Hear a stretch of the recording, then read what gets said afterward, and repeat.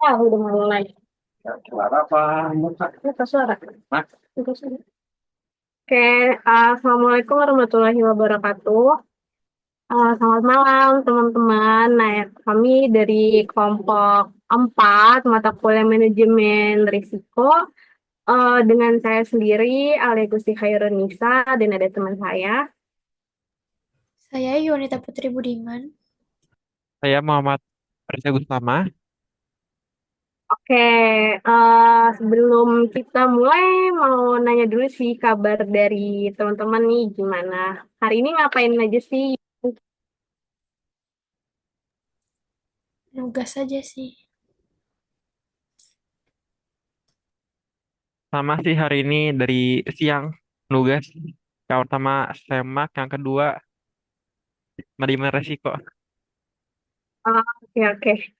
Nah, jadi kelompok 4 mata kuliah manajemen risiko ini akan apa ya sedikit menjelaskan gitu ya dan juga presentasi tentang off balance sheet risk gitu. Kita next slide aja. Nah, jadi eh, apa sih dari off balance sheet ini?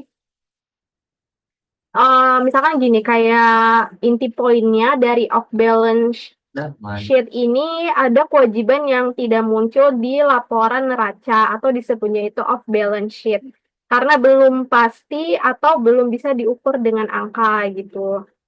Nah, misalkan nih ya, bayangin kayak neraca itu seperti daftar tanggungan resmi kita. Nah, kayak daftar utang itu juga ditulis dengan jelas, tapi ada juga hal-hal yang belum tentu terjadi atau belum bisa ditakar nilainya. Jadi, nggak ditulis dulu nih di daftar itu. Misalnya, jaminan yang diberikan buat orang lain belum tentu harus dibayar gitu, tapi itu tetap risiko. Nah, itu yang disebut kewajiban off balance sheet. Dia ada tapi kayak belum resmi ditulis gitu. Kalau di slide-nya itu beberapa kewajiban yang tidak tercantum pada neraca kewajiban karena kewajiban tersebut tidak pasti gitu, seperti risiko. Nah, makanya off balance sheet ini tuh ada risikonya atau tidak dapat diukur, artinya kewajiban dalam dolar yang sebenarnya tidak diketahui gitu. Kita next aja ya.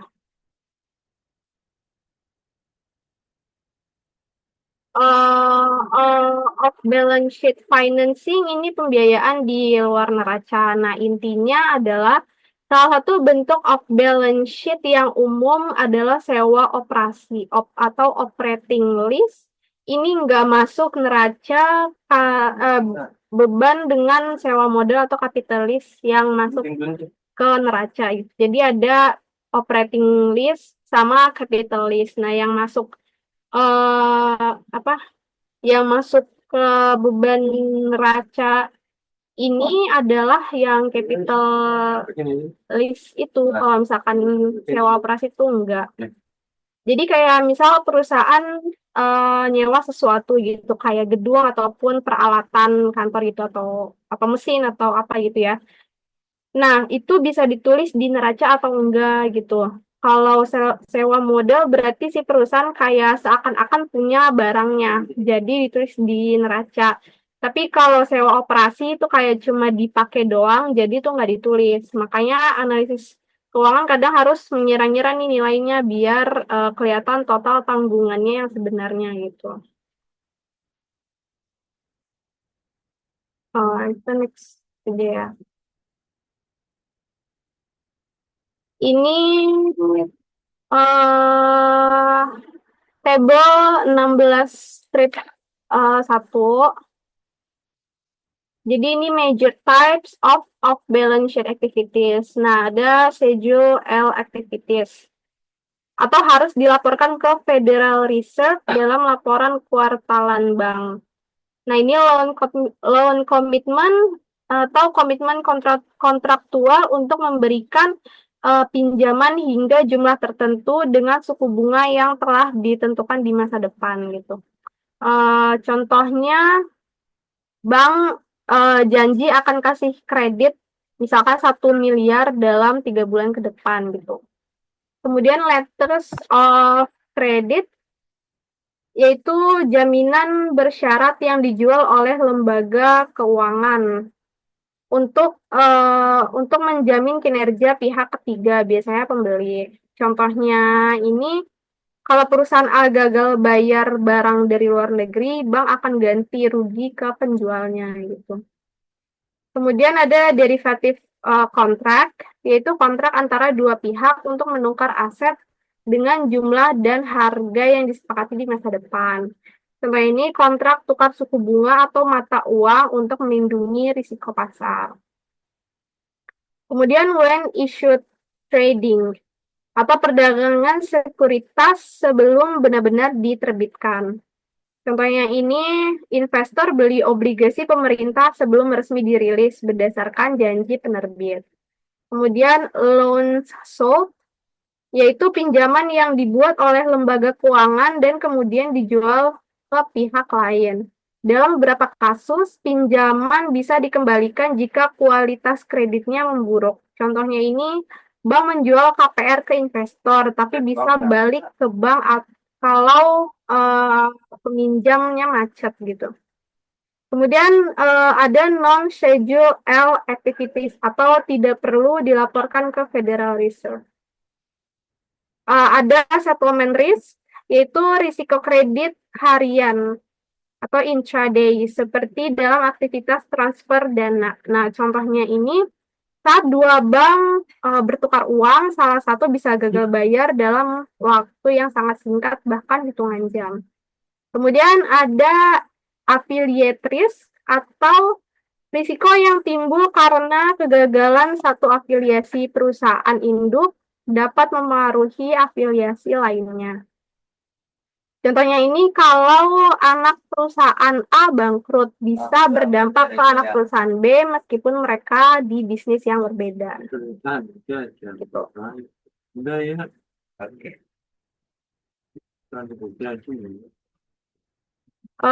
Ini off balance sheet activities and financial solvency. Jadi intinya itu suatu aset dikatakan off balance sheet kalau baru masuk neraca saat kejadian tertentu terjadi. Kemudian hal yang sama berlaku untuk kewajiban off balance sheet. Ini baru muncul di neraca kalau ada peristiwa kontingensi. Kejadian yang maksudnya tuh yang belum pasti terjadi gitu, misalkan kayak krisis gitu. Nah, contohnya ini misal sebuah bank ini punya semacam jaminan yang belum tentu jatuh tempo. Kalau tiba-tiba nasabah gagal bayar, nah baru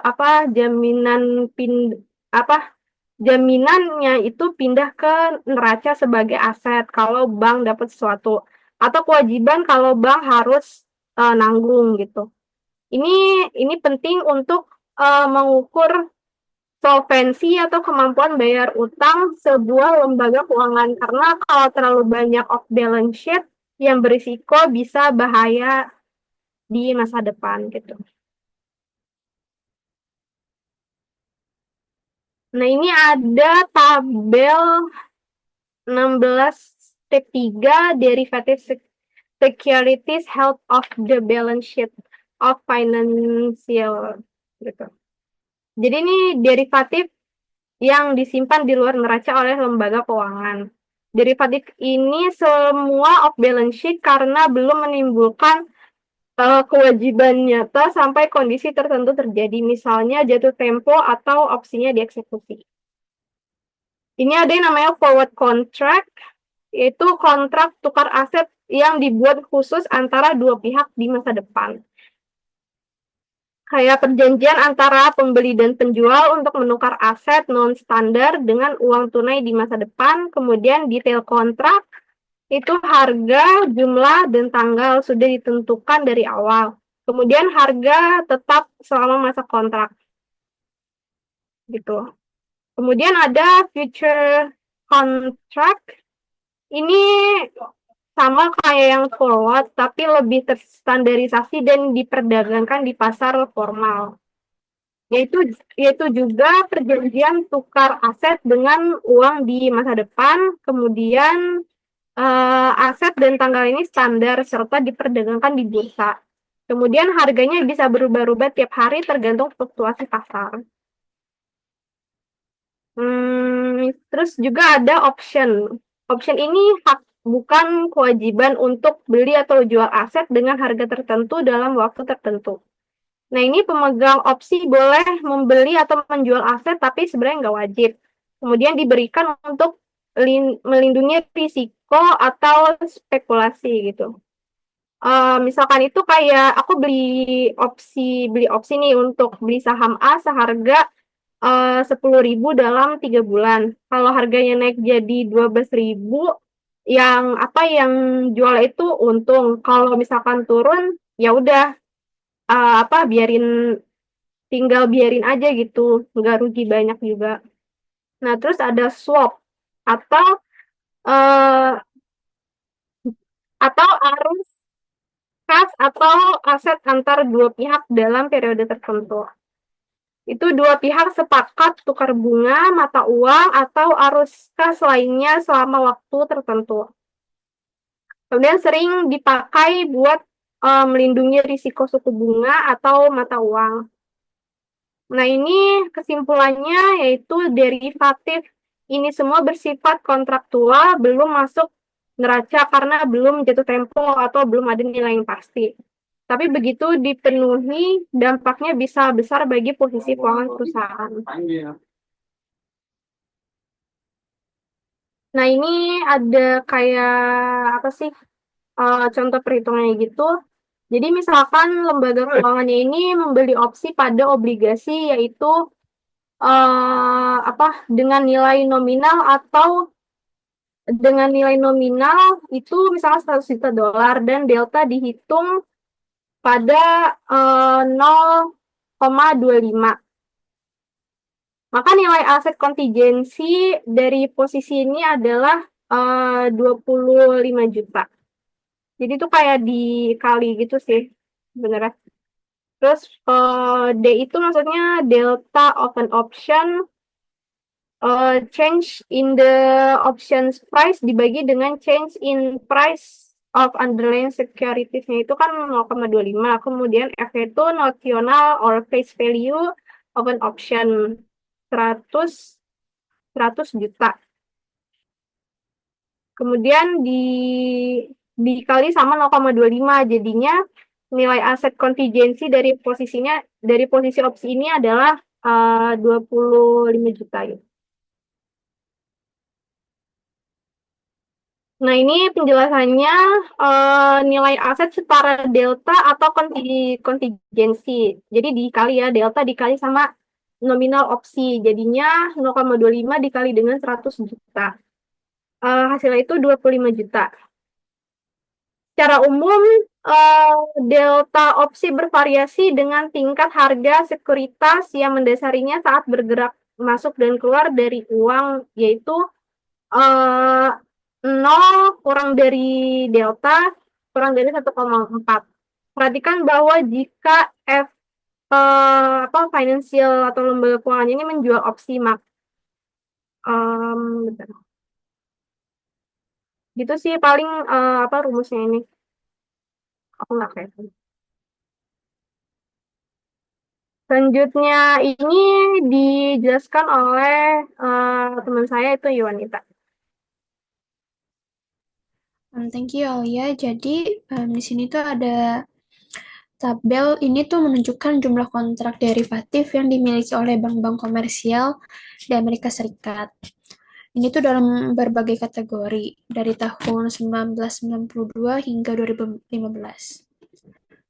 Nah, ini tuh nilainya di dalam miliar ya, teman-teman. Untuk kategorinya sendiri ini ada 4, yaitu yang pertama ada future and forward, selalu ada swap, selalu yang ketiga ada option, dan yang keempat ada credit derivative. Boleh next slide?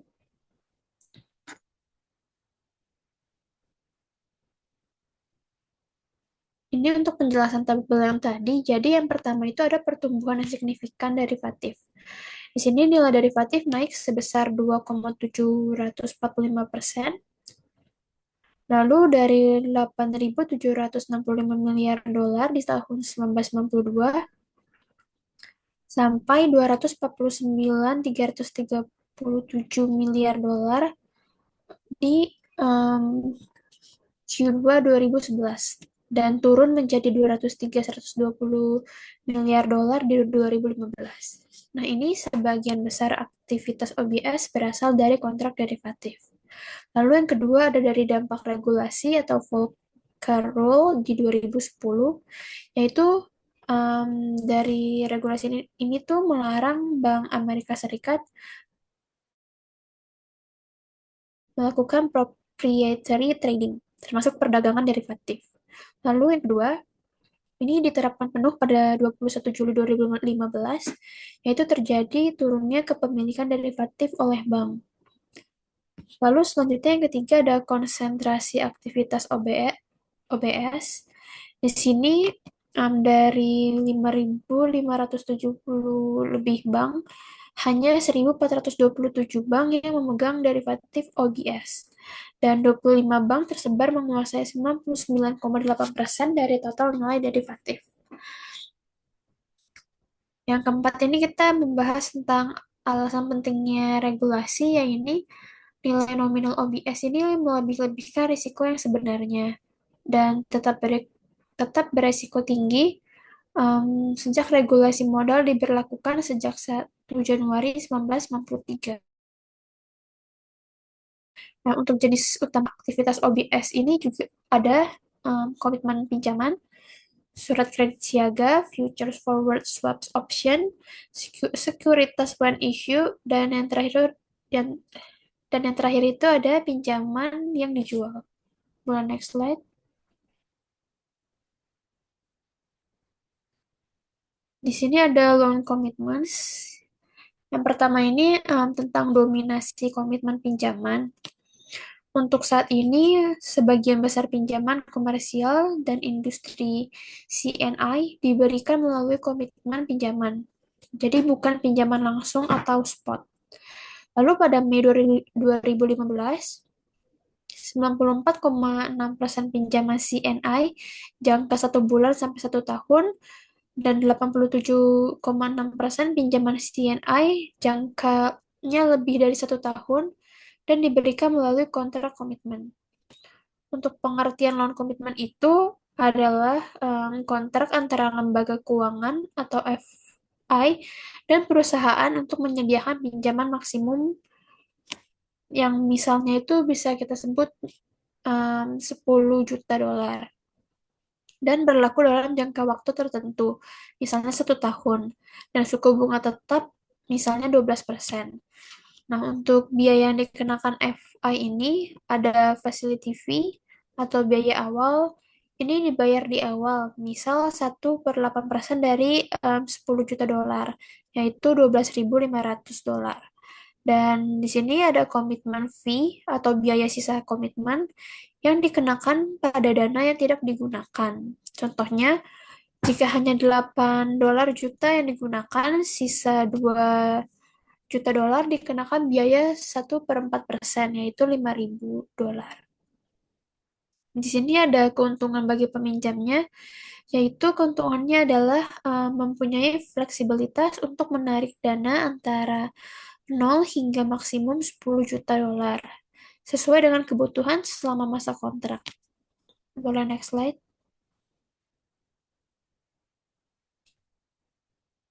Di sini ada example 16-1, calculation of the promised return on a loan commitment.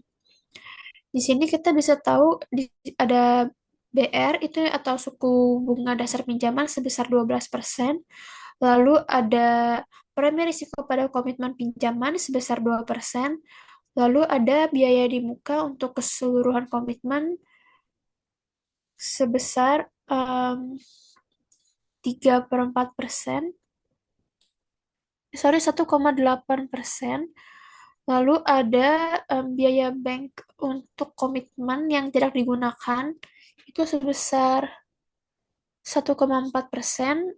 Lalu ada saldo kompensasi sebesar 10%, kewajiban cadangan sebesar 10% dan proporsi rata-rata dari komitmen pinjaman yang benar-benar ditarik atau disebut take down itu sebesar 75%.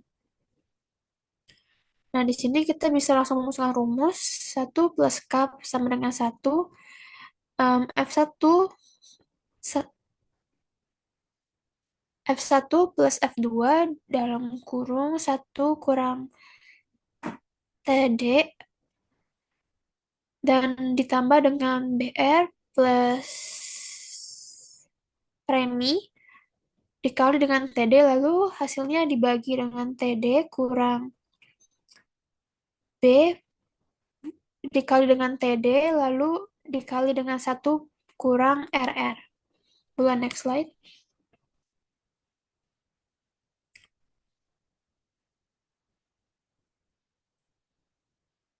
Sorry, boleh balik ke slide yang sebelumnya. Jadi rumus ini tuh memperhitungkan biaya langsung dan tidak langsung dari komitmen pinjaman, seperti biaya di muka, cadangan saldo kompensasi, serta risiko. Hasil akhirnya adalah estimasi tingkat return tahunan efektif yang diperoleh lembaga keuangan dari penyedia fasilitas pinjaman tersebut. Boleh next slide.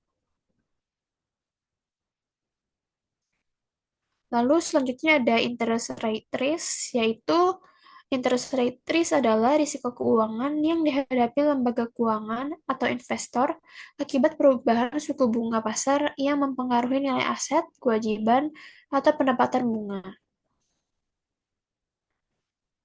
Jadi ketika suku bunga berubah, nilai pasar dari instrumen keuangan juga ikut berubah.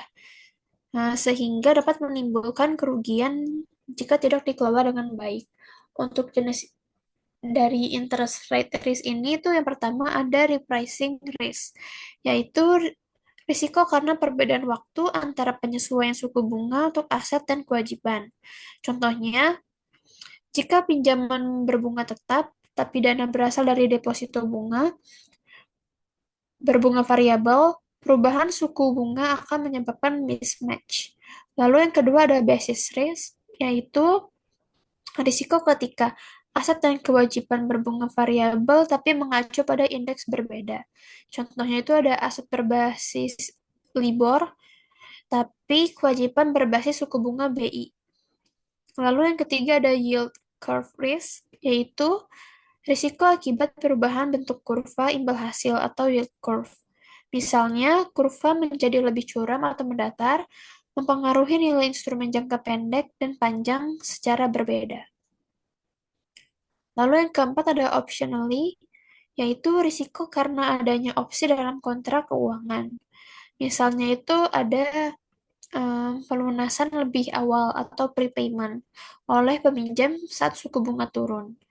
Lalu ada call options pada obligasi. Jadi sebenarnya itu interest rate risk ini itu penting dipahami dan dikelola karena dapat menggerus keuntungan atau menyebabkan kerugian bagi institusi keuangan. Manajemen risiko ini dilakukan melalui strategi hedging, penyesuaian durasi aset kewajiban, dan analisis skenario suku bunga. Boleh next slide. Selanjutnya ada take down risk. Di sini take down risk adalah risiko yang dihadapi lembaga keuangan FI ketika peminjam memutuskan untuk mencairkan atau menarik dana dari komitmen pinjaman atau loan komitmen secara tidak terduga atau sekaligus dalam jumlah besar. Di sini risikonya bagi FI adalah FI harus menyediakan dana sesuai permintaan meskipun kondisi pasar tidak menguntungkan, biaya dana meningkat, dan juga permintaan tak terduga dari banyak nasabah secara bersamaan. Contohnya itu FI menjanjikan pinjaman 10 juta dolar ke nasabah. Lalu nasabah selama 10 bulan tidak mencairkan dana. Lalu tiba-tiba mengambil semua 10 juta dolar saat kondisi pasar sedang buruk. Jadi di sini FI harus segera mencari dana. Em, Mungkin saat mencari dana itu membutuhkan biaya yang tinggi yang bisa menurunkan profitabilitas atau mengganggu likuiditas FI. Selanjutnya,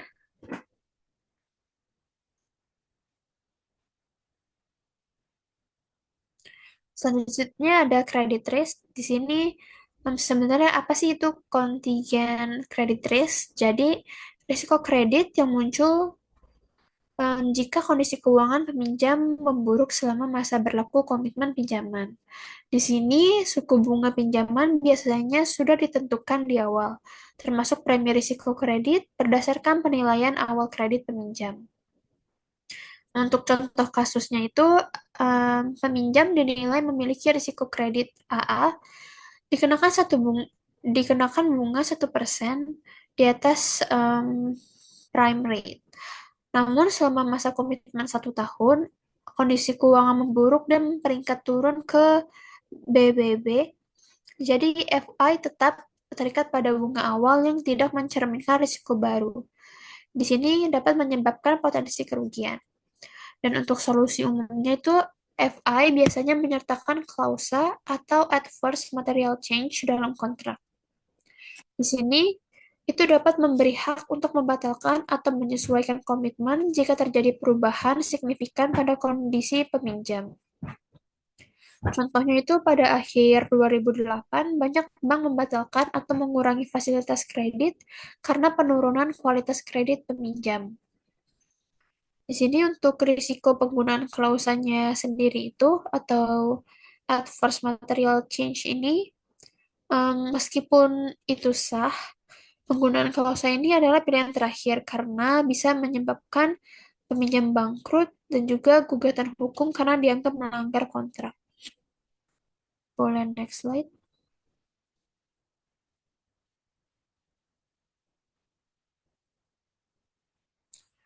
Lalu di sini ada aggregate funding risk. Aggregate funding risk ini adalah risiko yang dihadapi lembaga keuangan atau FI ketika banyak peminjam secara bersamaan mencairkan komitmen pinjaman mereka, terutama pada saat kondisi pasar keuangan sedang sulit atau mahal. Dalam kondisi credit crunch seperti saat krisis keuangan 2008, lembaga keuangan atau FI ini cenderung membatasi pinjaman karena kondisi pendanaan yang mahal dan tidak stabil. Peminjam dengan loan commitments biasanya tidak terlalu terdampak. Namun, hal ini justru menyebabkan lonjakan permintaan pencairan komitmen ketika biaya dana FI sedang tinggi, yang menimbulkan risiko tambahan seperti risiko suku bunga, risiko pencairan, risiko kredit, dan juga risiko pendanaan agregat. Meski risiko-risiko ini dapat meningkatkan potensi kebangkrutan, ada pandangan bahwa loan komitmen justru membuat FI lebih stabil.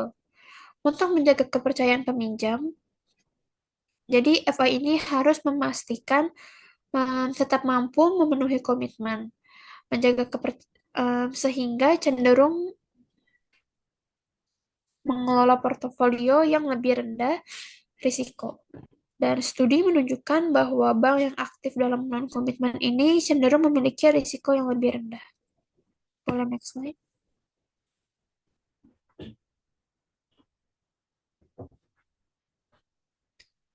Lalu di sini ada commercial letters of credit and standby letters of credit. Yang pertama itu ada commercial letters of credit atau LC. Di sini pengertiannya itu LC adalah instrumen yang diterbitkan oleh bank untuk meminjam pembayaran kepada penjual atas transaksi yang dilakukan antara pembeli dan penjual, selama penjual memenuhi ketentuan tertentu dalam kontrak. Dan cara kerjanya ini, jadi pembeli ini meminta banknya untuk mengeluarkan LC yang menjamin pembayaran ke penjual setelah penjual memenuhi persyaratan dalam kontrak. Misalnya itu penjual sudah mengirim barang atau dokumen tertentu. Lalu penjual akan menerima pembayaran langsung dari bank yang memastikan transaksi dilakukan dengan aman. Nah, tujuan dari LC ini tuh digunakan dalam perdagangan internasional untuk memastikan bahwa penjual dibayar setelah memenuhi persyaratan tertentu yang telah disepakati. Lalu ada standby letters of credit atau SLC. Di sini pengertian dari SLC ini adalah instrumen jaminan yang digunakan sebagai cadangan jika pembeli gagal memenuhi kewajibannya dalam suatu kontrak. SLC ini tidak digunakan untuk pembayaran langsung, melainkan hanya digunakan jika terjadi kegagalan pembayaran atau ketidaksesuaian dengan kontrak. Dan cara kerjanya ini, pembeli ini meminta bank untuk menerbitkan SLC sebagai jaminan kepada penjual atau pihak ketiga. Lalu, jika pembeli gagal membayar atau memenuhi kewajiban dalam kontrak, maka pihak yang berhak dapat mengklaim pembayaran dari eh, bank yang mengeluarkan SLC. Dan tujuan dari SLC ini itu digunakan untuk menjamin pembayaran cadangan jika pihak pembeli gagal memenuhi kewajiban kontrak dan memberikan rasa aman kepada penjual meskipun pembayaran tidak langsung dilakukan. Perbedaan utama LC dan SLC ini adalah LC digunakan untuk pembayaran langsung setelah syarat dipenuhi. Sementara SLC ini digunakan sebagai jaminan yang hanya cair jika ada kegagalan dalam pemenuhan kewajiban kontrak. Boleh next slide. Di sini ada commercial letters of credit. Ini ada figure 16 strip 2, yaitu simple letter of credit transaction. Jadi, gambar ini menjelaskan alur dari transaksi commercial letter of credit atau LC yang sederhana antara tiga pihak utama. Yang pertama ini di sini ada US importer, lalu ada German exporter, dan juga ada USFI atau Financial Institution atau Bank Amerika Serikat. Nah, di sini dari gambar kita bisa lihat kalau pertama-tama tuh order ditempatkan. Jadi importir dari AS ini memesan barang atau mesin senilai 10 juta dolar dari eksportir Jerman. Dan kedua ini ada penerbitan letter of credit dari importir meminta banknya USFI untuk menerbitkan letter of credit atau LC senilai 10 juta dolar.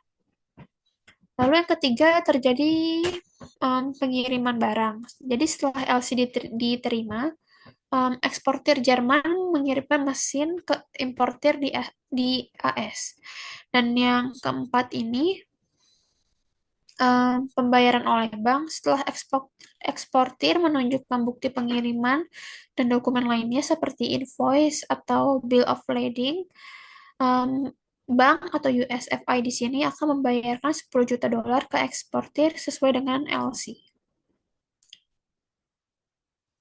Boleh next slide.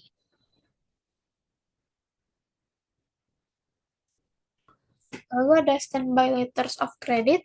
Di sini standby letters of credit atau SLC adalah instrumen keuangan yang digunakan oleh lembaga keuangan untuk memberikan jaminan pembayaran kepada pihak ketiga, seperti yang sebelumnya dijelaskan tadi.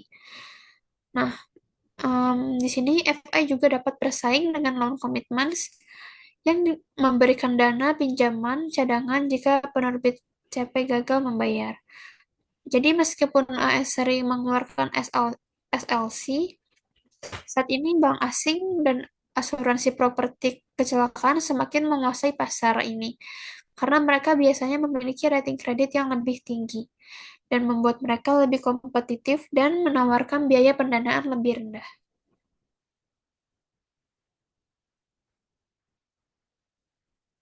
Boleh next slide.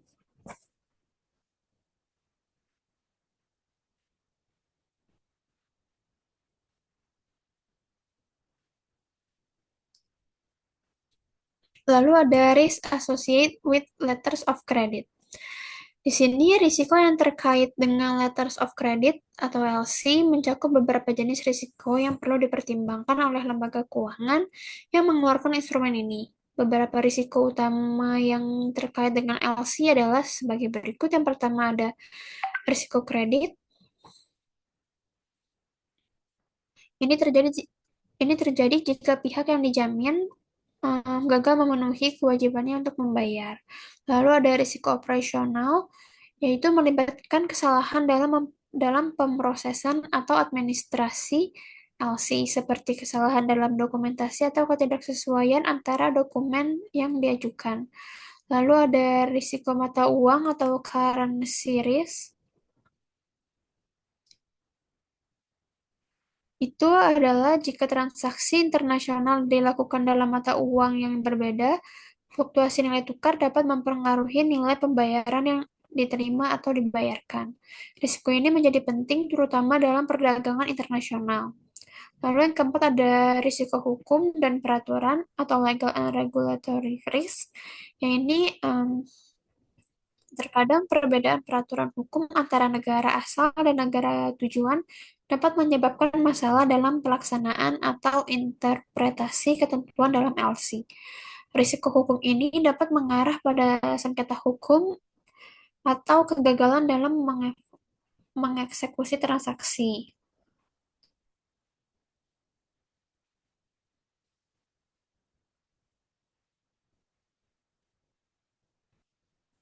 Lalu yang terakhir ada risiko kegagalan sistem atau systematic risk. Di sini dalam situasi krisis keuangan, jika banyak bank atau lembaga keuangan mengalami kesulitan, maka ada kemungkinan sistem perbankan global dapat terganggu, yang mempengaruhi eksekusi atau pembayaran dalam transaksi yang menggunakan LC. Boleh next slide.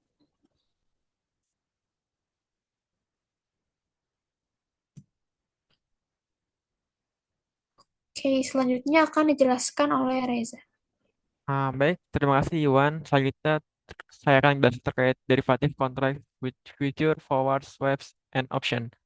Jadi di sini itu jelasin juga kayak kontrak derivatif itu apa. Jadi derivatif ini adalah kontrak keuangan yang nilainya bergantung pada nilai dari aset pokok seperti underlying aset seperti saham, obligasi, komoditas mata uang, dan indeks pasar. Jadi derivatif kontrak ini tidak memiliki nilai intrinsik sendiri, tetapi merefleksikan ekspektasi pasar terhadap nilai aset perusahaan. Ya. Misalnya sini ada kontrak forward dan future. Di sini jelaskan kayak future itu adalah kontrak yang diperdagangkan di bursa untuk membeli atau menjual aset di masa depan pada harga yang telah disepakati. Jadi seperti margin, mark to market, dan clearing house. Jadi di pada kontrak forward di kon- para kontrak future ini dijelaskan bahwa terdapat sisa margin dan mark to market di mana posisi disesuaikan secara harian berdasarkan harga pasar. Dan clearing house itu seperti kayak bertindak sebagai perantara untuk mengurangi resiko gagal bayar. Selanjutnya ada para forward di sini uh, kontrak serupa tapi tidak diperdagangkan di bursa seperti bersifat memiliki sifat itu OTC atau over the counter. Jadi sehingga lebih fleksibel dalam hal spesifikasi kontrak namun lebih berisiko karena tidak melalui clearing house. Nah, pada kontrak forward ini biasa digunakan oleh institusi keuangan dan koperasi besar untuk mengatur exposure harga. Lalu ada swap. Di sini adalah termasuk interest rate swap dan currency swaps. Jadi dan juga menjelaskan bagaimana dua pihak bertukar arus kas berdasarkan skenario tertentu, misalnya suku bunga tetap dengan mengambang.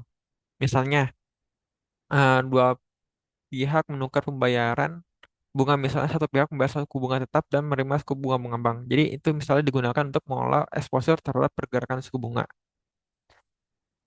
Dan kalau currency swap itu adalah pertukaran pokok dan bunga dalam dua mata uang berbeda. Jadi, nah currency swap ini berguna bagi perusahaan multinasional untuk mengolah resiko nilai tukar dan bunga secara bersamaan. Terus ada option, ada call option dan put option. Jadi pada call option ini adalah hak untuk membeli aset pada harga tertentu, sementara put option ini adalah hak untuk menjual aset pada harga tertentu.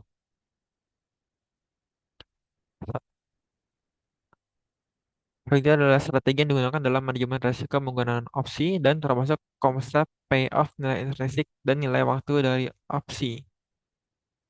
Jadi kalau komponen nilai opsi itu adalah nilai intrinsik seperti selisih antara harga aset saat ini dengan harga strike atau yang menguntungkan dan atau nilai waktu, misalnya nilai probabilistik yang mencerminkan kemungkinan opsi menjadi in the money sebelum jatuh tempo. Lalu strategi opsinya itu adalah digunakan untuk membatasi kerugian untuk atau maksimalkan keuntungan dengan risiko terbatas. Lalu pada peran derivatif dalam manajemen risiko. Di sini jelaskan bahwa hedging atau melindungi nilai portofolio dari pergerakan harga yang tidak menguntungkan. Yang kedua, spekulasi, yaitu mengambil posisi untuk mendapatkan keuntungan dari prediksi antara pasar yang lalu ada arbitrase. Di sini adalah memanfaatkan perbedaan harga antara posisi antara pasar untuk keuntungan bebas risiko. Nah, resiko yang melekat pada kontrak derivatif seperti risiko pasar. Misalnya perubahan nilai akibat fluktuasi harga pasar. Lalu ada risiko kredit seperti potensi gagal bayar oleh pihak lawan, terutama pada kontrak OTC. Lalu ada risiko likuiditas. Nah, misalnya ini adalah kesulitan untuk menutup posisi posisi karena kurangnya partisipasi pasar. Lalu ada valuasi penggunaan. Di sini pengantar metode valuasi dasar misalnya forward dan nilai pasar dan nilai sekarang bersih. Misalnya pada forward pricing. Ini menggunakan prinsip nilai waktu uang atau time value money dan pada nilai swap valuation itu berdasarkan perbedaan antara arus kas tetap dan mengambang dan diskonto. Lalu yang keenam itu adalah implikasi regulasi dan akuntansi. Di sini dijelaskan bahwa bagaimana derivatif dilaporkan dalam neraca dan peran regulasi terhadap kontrak derivatif OTC atau pasca krisis keuangan global. Jadi, setelah krisis keuangan yang terjadi di tahun 2008, derivatif OTC ini diregulasi lebih ketat misalnya, dan keharusan pelaporan dan seringkali diwajibkan melalui central clearing, dan akuntansi derivatif ini diatur oleh standar IFRS 9 termasuk pengakuan aset atau liabilitas derivatif di neraca dan perlakuan khusus hedge untuk accounting sendiri. Boleh next slide.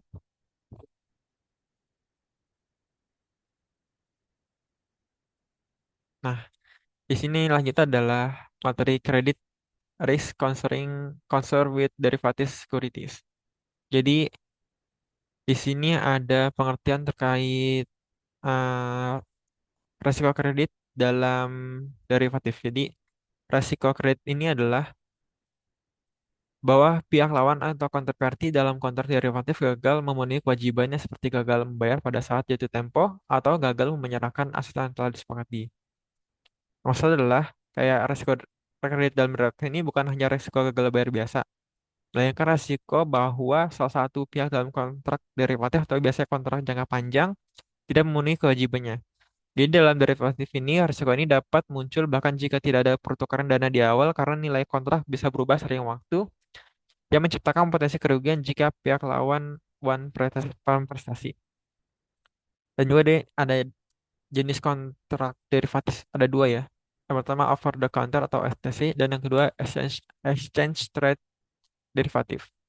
Nah, pada over the counter OTC ini misalnya ciri-cirinya itu tidak diperdagangkan di bursa, melainkan melalui perjanjian bilateral antara dua pihak. Lalu adalah pada OTC ini resiko kredit lebih tinggi karena tidak ada pihak ketiga yang menjamin transaksi. Misalnya interest rate swap atau forward rate agreement dan currency swap.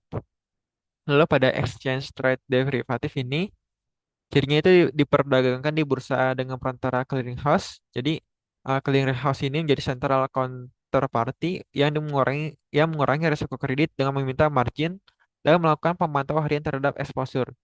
Jadi resiko untuk exchange rate derivatif ini lebih kecil daripada over the counter atau OTC sendiri. Lalu ada exposure dalam derivatif.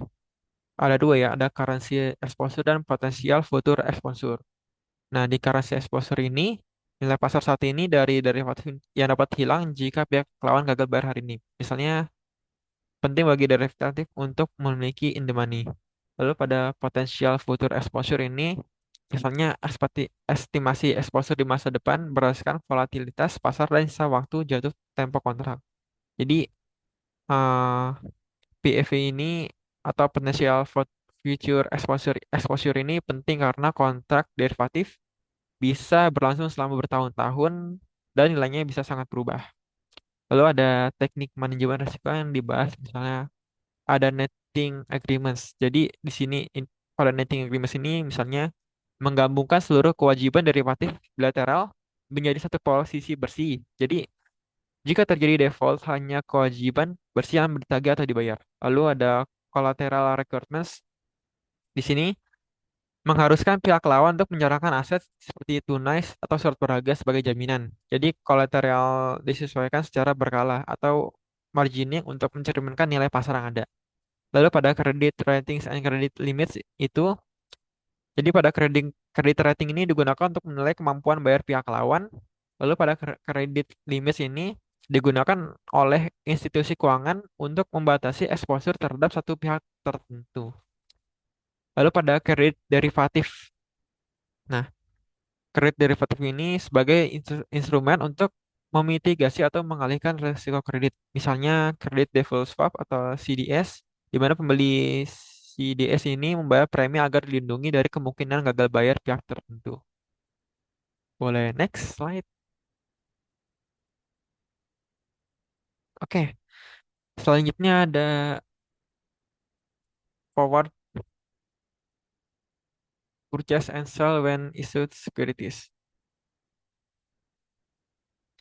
Jadi pada when issued securities merupakan surat berharga.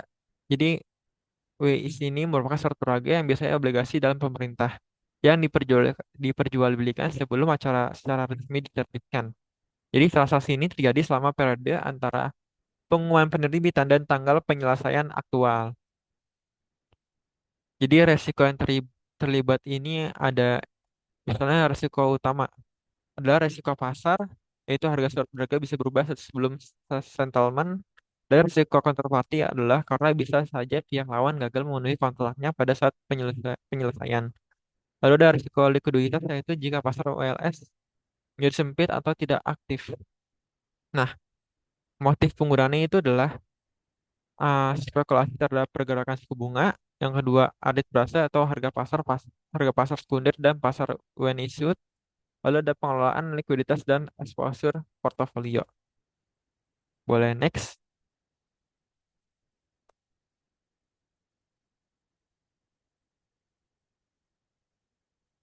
Nah, oke. Lalu ada materi risk associated with when issued securities. Jadi pada materi ini dijelaskan resiko yang terkait. Dijelaskan bahwa resiko market akan terjadi jika resiko bawah harga surat berharga dan akan berubah secara signifikan antara tanggal pengumuman dan tanggal penyelesaian. Sorry. Jadi di sini ada beberapa resiko yang terkait dengan when issued securities. Pertama, risiko pasar. Misalnya dari risiko pasar ini adalah harga surat berharga bisa berubah selama periode when issued atau antara pengumuman dan tanggal penyelesaian. Dan yang kedua, jika harga menurun sebelum settlement, pembeli akan mengalami kerugian karena terikat pada harga beli di awal. Jadi, nah, definisi risiko pasar ini sendiri adalah risiko bahwa harga surat berharga akan berubah secara signifikan antara tanggal pengumuman dan tanggal penyelesaian atau settlement date. Jadi dalam periode when issued, meskipun belum secara resmi diterbitkan, surat berharga tersebut sudah bisa diperdagangkan. Jadi misalnya jika kondisi pasar memburuk, misalnya terjadi penurunan harga obligasi karena ekspektasi inflasi meningkat, nah maka pihak pembeli akan merugi karena sudah menyepakati harga beli sebelumnya. Lalu yang kedua itu ada resiko suku bunga atau interest rate risk. Jadi di sini sebagai interest rate sendiri ini memiliki definisi bahwa resiko akibat perubahan suku bunga pasar sebelum surat berharga diselesaikan secara resmi. Jadi sebagian besar WLS adalah surat utang seperti obligasi pemerintah. Dan perubahan suku bunga sebelum tanggal penyelesaian dapat mengubah nilai pasar surat tersebut, menimbulkan potensi kerugian. Jadi misalnya jika Federal Reserve mengumumkan kenaikan suku bunga selama periode when issued, maka nilai pasar dari obligasi baru akan lebih rendah daripada harga yang telah disepakati sebelumnya. Lalu ada resiko kredit. Nah, resiko kredit ini adalah resiko yang bahwa pihak lain atau counterparty gagal memenuhi kewajibannya saat penyelesaian. Maksudnya, meskipun surat berharga tersebut belum diterbitkan secara resmi, perjanjian sudah dilakukan secara forward contract. Nah, yang jika salah satu pihak mengalami kesulitan likuiditas atau kebangkrutan, maka pihak lain akan terkena kerugian. Karena WC ini adalah off balance sheet, terkadang resiko ini tidak tercermin langsung dalam laporan keuangan dan dapat luput dari pengawasan. Lalu yang keempat itu ada resiko likuiditas. Nah, di resiko likuiditas ini adalah resiko yang tidak tersedia cukup pasar atau pembeli untuk menjual kembali surat berharga dalam periode when issued. Jadi pada beberapa WIS ini diperdagangkan dalam volume besar, misalnya treasury securities atau tetapi untuk yang kurang populer atau berperingkat rendah, jadi pasar sekunder ini bisa sangat tipis. Jadi hal ini menyulitkan bagi institusi keuangan untuk keluar dari posisi jika dibutuhkan secara mendadak. Lalu ada resiko operasional dalam penyelesaian.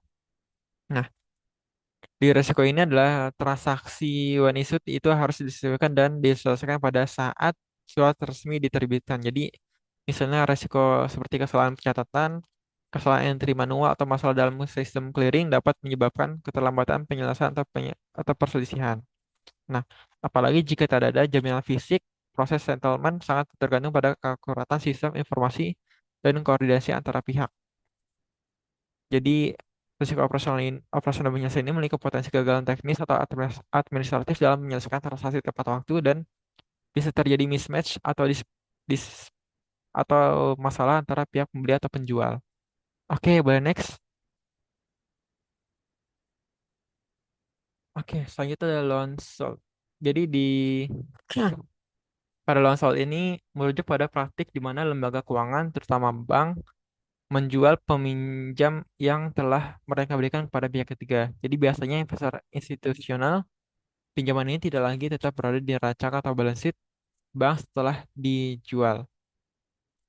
Nah, loan slot ini adalah praktik di mana bank mengalihkan pinjaman telah mereka salurkan kepada pihak ketiga, misalnya seperti investor, institusional, atau perusahaan asuransi atau lembaga keuangan lainnya.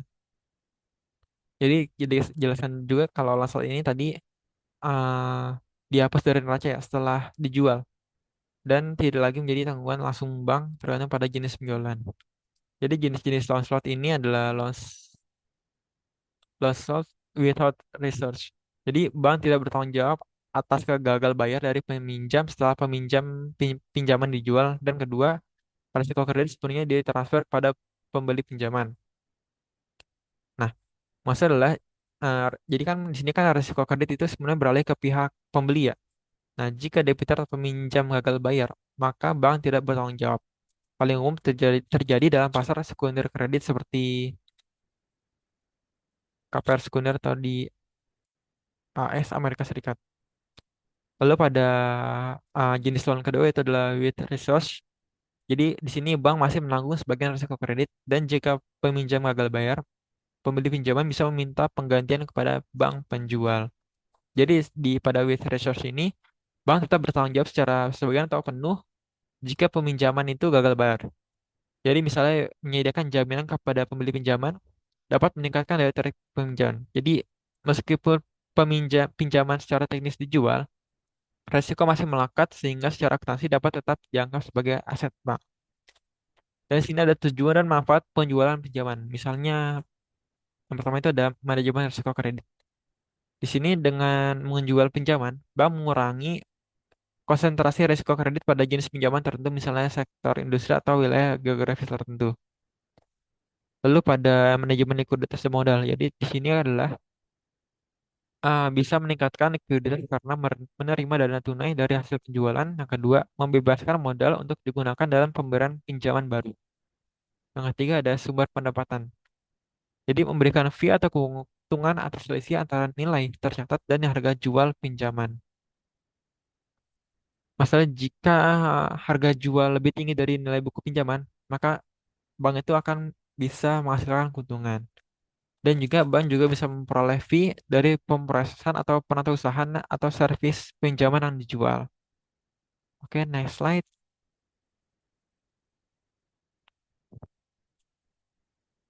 Di sini ada risk associated with loan sales. Jadi di sini adalah ketika lembaga keuangan seperti bank menjual pinjaman, meskipun tujuannya adalah untuk menyelesaikan risiko dan meningkatkan likuiditas, maka atau sini juga membawa sejumlah risiko yang signifikan antara lain. Yang pertama adalah risiko reputasi. Misalnya jika pinjaman yang dijual mengalami gagal bayar atau kualitasnya buruk, maka reputasi bank sebagai pemberi pinjaman bisa tercemar. Hal ini bisa menyebabkan kehilangan kepercayaan investor atau nasabah serta berdampak pada hubungan bisnis di masa depan. Yang kedua ada risiko hukum. Jadi penjualan pinjaman dapat menimbulkan sengketa hukum jika dokumen atau proses penjualan tidak sesuai. Yang kedua, adanya perbedaan dalam penafsiran kontrak, klaim tanggung jawab atau ketentuan dapat memicu tuntutan hukum. Yang ketiga itu ada risiko kredit tersisa atau residual credit risk. Jadi di sini penjualan weight research, bank tetap menanggung sebagian risiko kredit karena harus menanggung kerugian jika peminjaman gagal bayar. Lalu ada meskipun pinjaman telah dijual, risiko tidak sepenuhnya hilang. Lalu yang keempat ada risiko operasional atau operational risk. Jadi kesalahan dalam pengelolaan dokumentasi atau penilaian pinjaman atau proses transfer aset bisa menyebabkan kerugian. Jadi ketergantungan pada sistem dan staf yang kurang berpengalaman dapat meningkatkan potensi kesalahan. Lalu yang kelima itu ada risiko regulasi, yaitu perubahan peraturan mengenai transparansi, perlindungan investor, dan catatan off balance sheet bisa berdampak negatif pada strategi penjualan pinjaman. Dan juga bank harus patuh terhadap peraturan pengungkapan informasi. Lalu yang keenam itu ada risiko ketidaksesuaian atau insentif. Jadi karena bank tidak lagi menanggung risiko setelah menjual pinjaman, terutama tanpa tanggung jawab balik, mereka mungkin kurang hati-hati dalam memberikan pinjaman. Misalnya, hal ini bisa menyebabkan penurunan kualitas kredit secara keseluruhan di pasar. Boleh next slide. Oke.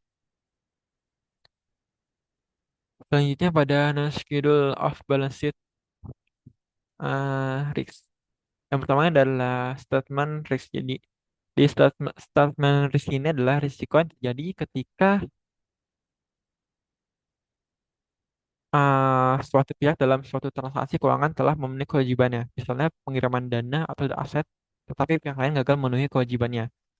Jadi, settlement risk-nya adalah risiko bahwa suatu pihak dalam suatu transaksi telah menyelesaikan kewajibannya seperti mengirim dana atau aset, tetapi pihak lain tidak menyelesaikan bagian transaksinya tepat waktu atau sama sekali. Jadi ini termasuk salah satu bentuk dari counterparty risk, tapi terjadi khusus saat proses akhir. Misalnya, Bank A telah mengirimkan pembayaran kepada Bank B untuk membeli surat berharga, tetapi Bank B gagal mengirimkan surat berharganya. Dalam hal ini, Bank A mengalami kerugian karena sudah kehilangan uang tanpa aset sebagai gantinya. Selanjutnya ada faktor penyebab ya. Faktor penyebab dari settlement risk ini. Itu adalah keterlambatan sistem pembayaran. Misalnya zona waktu berbeda. Jadi salah satu pihak menyelesaikan pembayaran sebelum pihak lain. Misalnya antara Bank Indonesia dan Bank Jepang.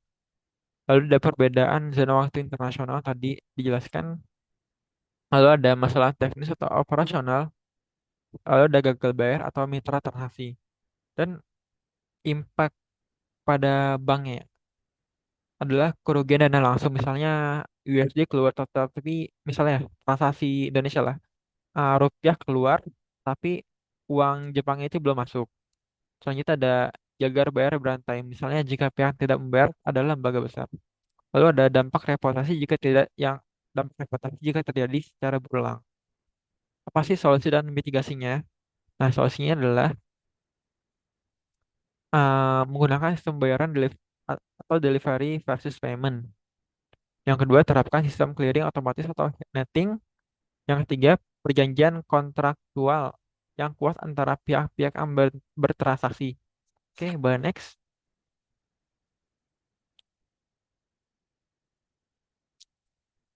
Nah, next slide. Nah, selanjutnya pada yang kedua itu ada affiliate risk atau risiko afiliasi.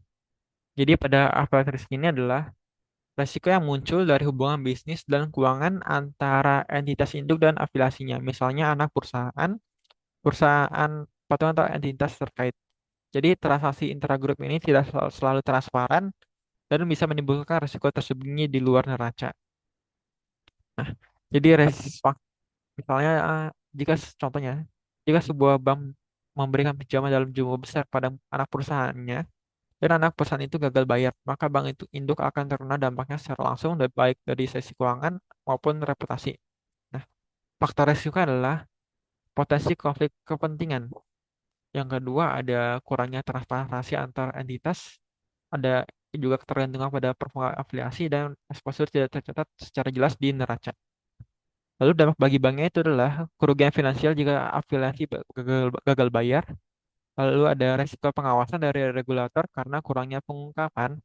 Lalu ada kerusakan reputasi dan kepercayaan publik. Nah, mitigasi resikonya itu adalah pemisahan fungsi keuangan dan manajemen antar entitas. Yang kedua, pengawasan ketat dan oleh regulator. Lalu ada pembatasan jumlah transaksi antara afiliasi. Lalu ada pelaporan terpisah dan transparan antara dua perusahaan, yaitu induk dan anak. Lalu boleh next.